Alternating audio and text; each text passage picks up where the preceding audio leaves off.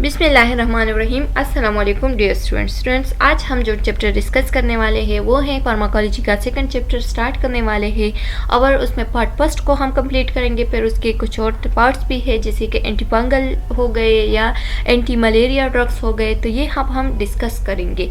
आज जो हम पार्ट डिस्कस करेंगे तो वो है हमारे साथ एंटीबायोटिक्स। ये एक बहुत लेंथी चैप्टर्स है, तकरीबन 84 स्लाइड्स पे कंसिस्ट है ये चैप्टर, तो एक एक पार्ट को इसको हिस्सों में तकसीम करके पढ़ेंगे।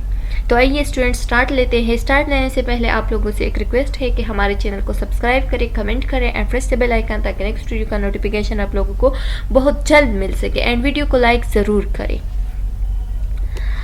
ऑब्जेक्टिव कौन कौन से है? At the end of this session the students will be able to define the most common and categories of antibiotics. जो मोस्ट कॉमनली कैटेगरीज है एंटीबायोटिक्स के, तो उसको हम डिस्कस करेंगे, डिफाइन करेंगे। That is use to prevent and treat infection, जो कि यूज़ होते हैं इन्फेक्शन को ट्रीटमेंट के लिए, इन्फेक्शन के प्रिवेंशन के लिए जो भी मेडिसिन यूज़ होते हैं, तो फर्स्ट हम उसको डिस्कस करेंगे। Briefly discuss action and effect of selected drugs category।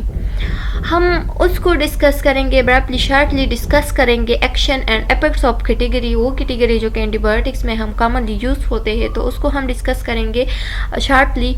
List some of the most commonly use drug for each drug category. और उस ड्रग्स को हम डिस्कस करेंगे जो कि मोस्ट कॉमनली यूज होते हैं, उसको हम एक लिस्ट में डालेंगे, उसको हम डिस्कस करेंगे। यहाँ पे बताएंगे आप लोगों को कि कौन कौन से ड्रग्स जो मोस्ट कॉमनली यूज होते हैं फॉर ईच ड्रग कैटेगरी, हर एक ड्रग कैटेगरी के लिए। Discuss the nursing Maihar, nursing के मैयर को डिस्कस करेंगे कि पेशेंट को कैसे एजुकेट करना है, पेशेंट को कैसे ट्रीट करना है, और उसके ट्रीटमेंट के लिए जो प्रिवेंशन एंड ऑफ इन्फेक्शन हम यूज़ करते हैं तो वो क्या है, उसको भी हम डिस्कस करेंगे। फर्स्ट ऑब्जेक्टिव हमारे साथ क्या है? Anti microbial therapy. Anti microbial therapy में हमारे साथ दो टाइप ऑफ थेरापीज आते हैं, एक है माइक्रोबायोसिडल और एक है माइक्रोबायोस्टेटिक। माइक्रोबायोसिडल वो थेरापी होती है जिसमें हम माइक्रो ऑर्गेनिज्म को किल करते हैं, और माइक्रोबायोस्टेटिक वो थेरापी होती है जिसमें हम उसकी ग्रोथ को इनहिबिट करते हैं, उसकी ग्रोथ को रोक देती है। तो आइए डिस्कस करते हैं कि स्लाइड में क्या लिखा है। In anti microbial therapy kill और inhibit the growth of micro organism such as bacteria, fungi and protozoan. यहाँ पे लिखा गया है कि एंटी माइक्रोबियल थेरापी हम उस थेरापीज को कहते हैं जो कि किसी माइक्रो ऑर्गेनिज्म की ग्रोथ को रोक देता है या उसको किल कर देती है, तो उसको हम क्या कहते हैं? उसको हम कहते हैं एंटी माइक्रोबियल थेरापी। और माइक्रो ऑर्गेनिज्म में हमारे साथ क्या क्या आते हैं? फॉर एग्जाम्पल हमारे साथ बैक्टीरिया आ गई, फंजाई आ गई and protozoans. Therapy that kill micro organism, वो थेरापी जो कि किल करती है माइक्रो ऑर्गेनिज्म को, तो उसको हम माइक्रोबायोसिडल थेरापी कहते हैं। और वो थेरापी जो इनहिबिट करती है only the growth of the micro organism, तो उसको हम क्या कहते हैं? माइक्रोबायोस्टेटिक थेरापी कहते हैं। अब एंटी माइक्रोबियल थेरापी के 3 टाइप्स है, एक है एम्पिरिक, एक है डिफिनेटिव, एक है प्रोपाइलेक्टिक और प्रिवेंटिव। प्रोपाइलेक्टिक, अच्छा, एम्पिरिक वो थेरापी होती है जो कि हम यूज़ करते हैं इन्फेक्टिव ऑर्गेनिज्म को। इन्फेक्टिंग ऑर्गेनिज्म वो ऑर्गेनिज्म होते हैं जो कि एम्पिरिक थेरापी वो थेरापी होती है जो कि हम यूज़ करते हैं वो उस ऑर्गेनिज्म को किल करने के लिए जो कि अभी तक आइडेंटिफाई नहीं हुए हैं और हमारे बॉडी में एंटर हुए हैं, तो उसको किल करने के लिए, उसके इनहिबिट करने के लिए, उसकी ग्रोथ को इनहिबिट करने के लिए जो ऑर्गेनिजम्स यूज़ होते हैं, जिसको वो किल करती है, जिस पे वो अफेक्ट करती है, जो इम्यून सिस्टम यूज होता है, तो उसको हम क्या कहते हैं? एम्पेरिक कहते हैं। और ये एम्पेरिक ज़्यादातर ब्रॉड स्पेक्ट्रम्स होते हैं। ब्रॉड स्पेक्ट्रम क्यों होते हैं? ब्रॉड स्पेक्ट्रम वो चीज़ होता है या वो इम्यून सिस्टम होता है, वो स्पेक्ट्रम होता है जो कि यूज़ होती है हर किस्म के ऑर्गेनिजम्स को इनहिबिट करने के लिए, हर एक किस्म के ऑर्गेनिज्म को किल करने के लिए। डिफिनेटिव वो होते हैं जो कि हमारे बॉडी में जब कोई ऑर्गेनिज्म एंटर होता है, पहले उसको आइडेंटिफाई करते हैं कि वो कौन सा ऑर्गेनिज्म है, पहले तो उस पर एम्पेरिक अटैक करता है। एम्पेरिक से अगर वो गुजर गया तो फिर उसको हम आइडेंटिफाई करेंगे। जब उसको हम आइडेंटिफाई करेंगे कि ये वो ऑर्गेनिज्म है जो कि एक स्पेसिफिक थेरेपी के लिए यूज़ होता है, उसके लिए हमारे साथ एक स्पेसिफिक थेरेपी मौजूद है, तो उस पर हम फिर डिफेंसिव थेरेपी और क्या करेंगे, अप्लाई करेंगे और उसको किल करेंगे। जो डिफेंसिव थेरेपी होती है, जो डिफिनेटिव थेरेपी होती है, ये एक नैरो स्पेक्ट्रम होता है। मतलब ये सिर्फ एक खास किस्म की इन्फेक्शन को रोकता है या एक खास किस्म की ऑर्गेनिज्म को किल करता है।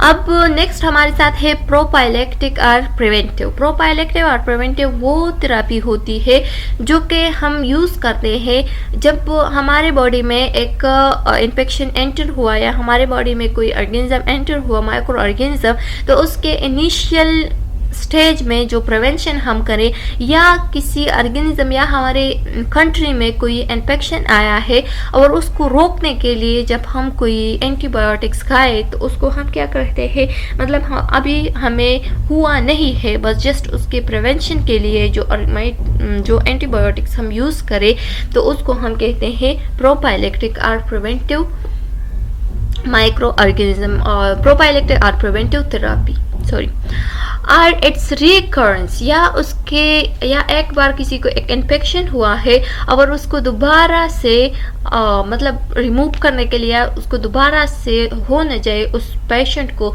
तो उसके लिए जो हम एंटीबायोटिक्स जस्ट प्रिवेंशन के लिए खाए तो उसको हम क्या कहते हैं, प्रोपाइलेक्टिक और preventive anti microbial therapy. Antibiotics अब कौन कौन से मेडिसिन होते हैं? एंटीबायोटिक्स से डिराइव फ्रॉम एंटीबायोसिस। एंटीबायोसिस जो है ना, ये एंटीबायोसिस से निकला है और एंटीबायोसिस का मतलब है अगेंस्ट लाइफ। वो मेडिसिन जो कि अगेंस्ट लाइफ, किसी बैक्टीरिया के अगेंस्ट लाइफ के लिए हम यूज़ करें तो उसको हम क्या कहते हैं, उसको हम कहते हैं antibiotics. Antibiotics are agents made from living micro organism. Antibiotics वो एजेंट्स होते हैं जो कि हम किस चीज़ से बनाते हैं, लिविंग माइक्रो ऑर्गेनिज्म से बनाते हैं, तो उसको हम क्या कहते हैं, एंटीबायोटिक्स कहते हैं। आर सिंथेटिक, और ये सिंथेटिकली भी होता है, मतलब एक हम लिविंग माइक्रो ऑर्गेनिज्म से बनाते हैं तो वो नेचुरल होता है। फिर लैब में इसके बरक्स या इसके सेम मेडिसिन बनाते हैं, लेकिन वो लैब्स में बनते हैं तो उसको हम सिंथेटिक ड्रग्स कहते हैं। That are use to inhibit specific bacteria, जो कि यूज़ होते हैं किसी स्पेसिफिक बैक्टीरिया को इनहिबिट करने के लिए, तो उसको हम कहते हैं एंटीबायोटिक्स पे या synthetic antibiotics. Bacteria that can produce them, और ये वो बैक्टीरिया से प्रोड्यूस होते हैं, इसमें शामिल है क्या, स्ट्रेप्टोमाइसिस या बेसिलस, इस बैक्टीरिया से ये बनाते हैं। मोल्ड से भी बन सकते हैं, पेनिसिलियम नोटेटियम से भी बन सकते हैं, एंड सिपेलोस्पोरियम से भी बन सकते हैं। अगर पेनिसिलियम की हम बात करें तो पेनिसिलियम के लिए एक कहानी याद की जाती है, एक स्टोरी है इसके बेस पे कि एक साइंटिस्ट था और वो कहीं दूर जा रहा था ज़्यादा दिनों के लिए, तो उसने कुछ डब्बे रख के, बहुत सारे डब्बे रख के, और उस पर क्या रखा, ढक्कन रखे ऊपर, उसके ऊपर कुछ ढक्कन रखे कि इसको क्या करे, उसको छुपा दे, मतलब उसको छुपाने के लिए उसके ऊपर अपने ढक्कन रखे थे।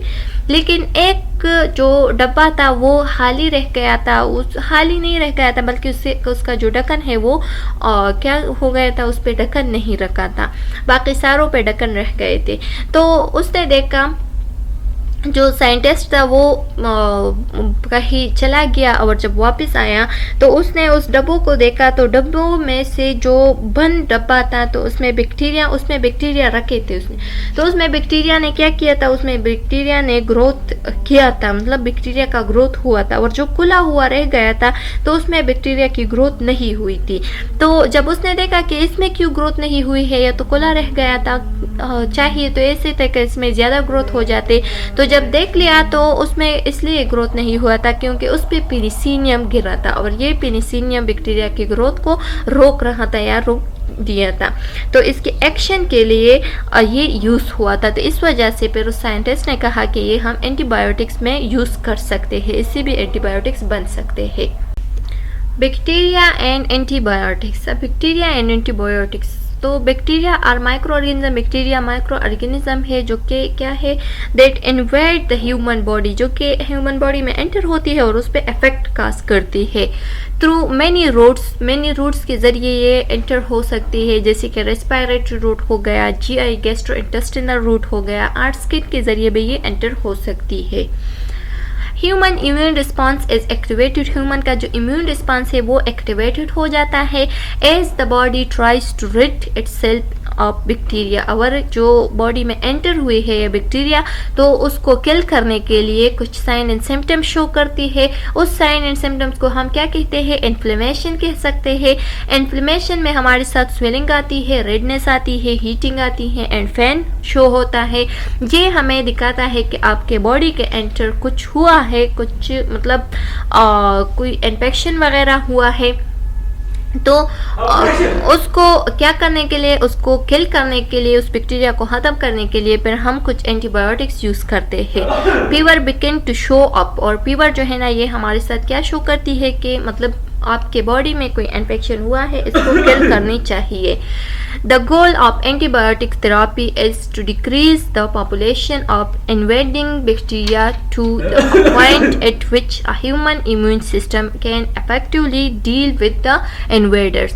यहाँ पे बताया गया है कि एंटीबायोटिक्स थेरापी का हमारे साथ ये गोल होता है कि ये बैक्टीरिया के पॉपुलेशन को रोक दे, उसको कम करे, उसको डिक्रीज करे, और उसको किल करने के लिए भी हम यूज़ कर सकते हैं।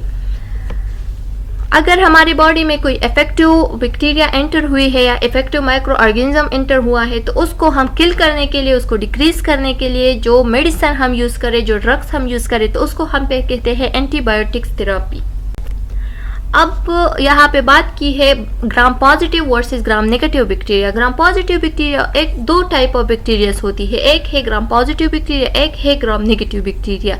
Most bacteria can be broadly classified as gram positive and as gram negative. Gram positive bacteria have cell wall. Gram positive bacteria का जो सेल वॉल है वो थिक लेयर पे कंपोस्ट होता है, जिसको हम पेप्टाइडोग्लाइकेन कहते हैं।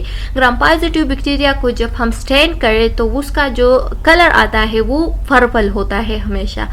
when subjected to a gram stain procedure, जब हम इसको ग्राम स्टेन प्रोसीजर के साथ मतलब इसका जो ग्राम स्टेन प्रोसीजर है वो करें तो ग्राम पॉजिटिव हमेशा हमारे साथ पर्पल स्टेन में आएगा, और जो ग्राम नेगेटिव है उसका लेयर जो है ना वो थिन होता है, वो भी पेप्टाइडोग्लाइकेन से बनता है, और उसका जो स्टेन का कलर आता है तो वो क्या आता है, पिंक कलर होता है। The cell wall also include an outer membrane। इसके सेल वॉल में एक आउटर मेम्ब्रेन भी होता है, और वो आउटर मेम्ब्रेन हमारे साथ लाइपोपोलीसेकेराइड से बनता है, LPS से मॉलिक्यूल अटैच होती है इसके साथ, या उस पे भी कंपोस्ट होता है। While both gram positive and gram negative bacteria produce exotoxin, only gram negative bacteria produce endotoxin। जो gram positive and gram negative bacteria है दोनों exotoxin produce करती है, मतलब gram positive जो है ना ये भी exotoxin produce करती है, gram negative भी exotoxin produce करती है, लेकिन gram negative bacteria जो है ना ये इसके साथ एंडोटॉक्सिन भी प्रोड्यूस करती है, मतलब एक्सोटॉक्सिन एंड एंडोटॉक्सिन दोनों प्रोड्यूस कर सकती है, जबकि ग्राम positive bacteria only exotoxin produce कर सकती है, वो एंडोटॉक्सिन प्रोड्यूस नहीं कर सकती। ये आप लोग देख सकते हैं जो हमारे साथ ग्राम पॉजिटिव बैक्टीरिया है, तो ग्राम पॉजिटिव बैक्टीरिया का जो सेल वॉल है वो पर्पल कलर का है और थिक लेयर है, और जो ग्राम नेगेटिव बैक्टीरिया है उसका जो सेल वॉल ये आप लोग देख सकते हैं ये थिन है और किस कलर का है, पिंक कलर का है। ये आउटर मेम्ब्रेन है, इसको अभी स्टैन नहीं किया है, जब स्टैन कर ले तो फिर क्या आता है, फिर ये पर्पल आएगा और ये हमारे ये पिंक आएगा और ये पर्पल आएगा। डिफिनीशंस, अब डिफिनीशंस की तरफ आते हैं। कुछ डिफिनीशंस है हमारे लिए जो कि हम किस चीज़ को इस चैप्टर को क्लियर करने के लिए ये जानना बहुत ज़रूरी है। तो हमारे साथ क्या है, कीमोथेरापी है। कीमोथेरापी कौन से कीमोथेरापी का डिफिनीशन क्या है, chemotherapy it's mean using chemical agents. इसका मतलब ये है कि जब हम केमिकल एजेंट्स को यूज़ करें किसी एजेंट को किल करने के लिए या किसी डिजीज़ के अगेंस्ट, जब हम किसी केमिकल एजेंट्स को यूज़ करें तो उसको हम कहते हैं chemotherapy. That are selectively toxic to the causative agents of the disease। और ये क्या होता है, ये selectively toxic एजेंट्स होते हैं जो कि हम कॉजेटिव एजेंट्स के लिए यूज़ करते हैं जिसकी वजह से डिजीज़ काज हुई है। Such as micro organism or malignant cell, जो कि मैलिग्नेंट सेल्स हो गए हमारे साथ, या माइक्रो ऑर्गेनिजम्स हो गए। मैलिग्नेंट सेल्स का क्या मतलब है, वो सेल्स जो कि कैंसर सेल्स होते हैं, मतलब जिसकी वजह से कैंसर काज होती है। तो उसके लिए जब हम ये यूज़ करें या किसी सेलेक्टिव एजेंट्स को हम किल करने के लिए जब हम इसको यूज़ करें, यानी जो कॉजेटिव एजेंट्स है हमारे साथ, तो उसको हम कहते हैं Chemotherapy means to use the drug of eradicate microorganisms and parasitic worms are malignant cells in the body is called chemotherapy। वही बात की गई है कि कीमोथेरापी वो ड्रग्स होते हैं जो कि हम यूज़ करते हैं किसी माइक्रो ऑर्गेनिज्म को एरेडिकेट करने के लिए, किल करने के लिए, या किसी माइक्रो ऑर्गेनिजम्स को ख़त्म करने के लिए, एंड पैरासाइटिक वर्म को ख़त्म करने के लिए, या किसी मैलिग्नेंट सेल्स को, कैंसर सेल्स को ख़त्म के लिए जो एजेंट्स या जो ड्रग्स हम यूज़ करते हैं and the body is called chemotherapy. Antimicrobial drugs कौन से ड्रग्स होते हैं, drugs that are use to treat infection, वो ड्रग्स जो कि यूज़ होते हैं किसी इन्फेक्शन को ट्रीट करने के लिए विद माइक्रो ऑर्गेनिज्म, जो कि एक माइक्रो ऑर्गेनिजम्स के साथ एक इन्फेक्शन प्रेजेंट है। जैसे कि हमारे साथ एक इन्फेक्शन हुआ है और वो किसी बैक्टीरिया की वजह से हुई है, फंगस की वजह से हुई है, या किसी माइक्रो ऑर्गेनिजम्स की वजह से हुई है, तो इसके लिए जो ड्रग हम यूज़ करें तो उसको हम कहते हैं एंटीमाइक्रोबियल ड्रग। एंटीबायोटिक्स वो एजेंट्स होते हैं या वो केमिकल सब्सटेंस होते हैं produce from various micro organism, जो कि हम किसी वेरियस माइक्रो ऑर्गेनिज्म से प्रोड्यूस करते हैं, जैसे बैक्टीरिया से भी ये प्रोड्यूस हो सकती है, जो कि हमने ऊपर स्लाइड्स में डिस्कस किया कि कौन कौन से बैक्टीरिया प्रेजेंट है, पेनिसिलियम की जो स्टोरी हमने बताई। तो इसी तरह से माइक्रो ऑर्गेनिज्म से या फंजाई से भी हम ये क्या कर सकते हैं, आहाज कर सकते हैं, दैट किल और inhibit the growth of the other micro organism, जो कि किसी अदर माइक्रो ऑर्गेनिज्म की ग्रोथ को या किसी अदर माइक्रो ऑर्गेनिज्म को किल करे। तो उसके लिए जो हम यूज़ करते हैं, जो ड्रग्स, जो केमिकल्स यूज़ करते हैं, तो उसको हम एंटीबायोटिक्स ड्रग्स कहते हैं। एंटीबायोटिक रेजिस्टेंस का क्या मतलब है, वो एबिलिटी किसी ऑर्गेनिज्म का, ये किसी ड्रग का या किसी बैक्टीरिया का या किसी एजेंट का, जो कि किसी दूसरी एंटीबायोटिक्स को के इफेक्ट को रेजिस्ट करे, किसी दूसरी एंटीबायोटिक के रेजिस्ट पे हाई हो जाए, तो उसको हम क्या कहते हैं, एंटीबायोटिक रेजिस्टेंस कहते हैं। एंटीबायोटिक रेजिस्टेंस वो एबिलिटी किसी बैक्टीरिया की या किसी फंजाई की जो कि एक ड्रग की इफेक्ट को ख़त्म करे और खुद ही उस पर हाई हो जाए, खुद ही उस पर रेजिस्ट करे, उसके अगेंस्ट जो है ना अपना क़ुव्वत बढ़ाए, तो उसको हम कहते हैं एंटीबायोटिक रेजिस्टेंस। और ये एंटीबायोटिक रेजिस्टेंस तब होता है जब एक पेशेंट अपनी डोज का सही इस्तेमाल ना करे, मतलब जो उसको प्रेस्क्राइब किया है जो डोज, और उसको सही तरीके से यूज़ ना करे, उसके यूसेज में कमी लाए, जैसे कि सुबह शाम दोपहर का जो मेडिसिन होता है तो वो दोपहर का छोड़े और सुबह और शाम का है, तो इसमें उसका जो टाइमिंग है वो चेंज हो जाता है और बैक्टीरिया अपना जो क़ुव्वत है वो बढ़ा देती है अगेंस्ट इस एंटीबायोटिक के, और इस एंटीबायोटिक पे उसका क़ुव्वत हाई हो जाता है और इसको फिर रेजिस्ट करती है, इसको ख़त्म कर देती है। इन्फेक्शन किस चीज़ को कहती है, the invasion and multiplication of pathogenic micro organism. किसी पैथोजेनिक माइक्रो ऑर्गेनिज्म की जो इन्वेजन्स होती है, जो मतलब किसी माइक्रो ऑर्गेनिज्म की जब मल्टीप्लिकेशन हो जाए किसी टिश्यू में, जब उसकी काज आ जाए, किसी टिश्यू को वो खराब कर दे, causing disease in the host, या किसी होस्ट में वो डिजीज़ काज करे, किसी ह्यूमन बॉडी, होस्ट का मतलब ही ह्यूमन बॉडी में जब वो कोई डिजीज़ काज करे, तो उसको हम क्या कहते हैं, इन्फेक्शन कह सकते हैं। इन्फेक्शन और इन्फ्लेमेशन में क्या डिफरेंस है, इन्फेक्शन वो होता है जो कि किसी माइक्रो ऑर्गेनिज्म की वजह से काज हो जाए, मतलब साइन एंड सिम्टम वही होता है, स्वेलिंग होता है, टेम्परेचर होता है एंड हीटिंग होती है, वार्म होती है बॉडी, और रेडनेस आ जाती है, पेनफुल भी होता है। और जो इन्फ्लेमेशन है वो वैसी किसी ट्रॉमा की वजह से भी काज हो सकती है।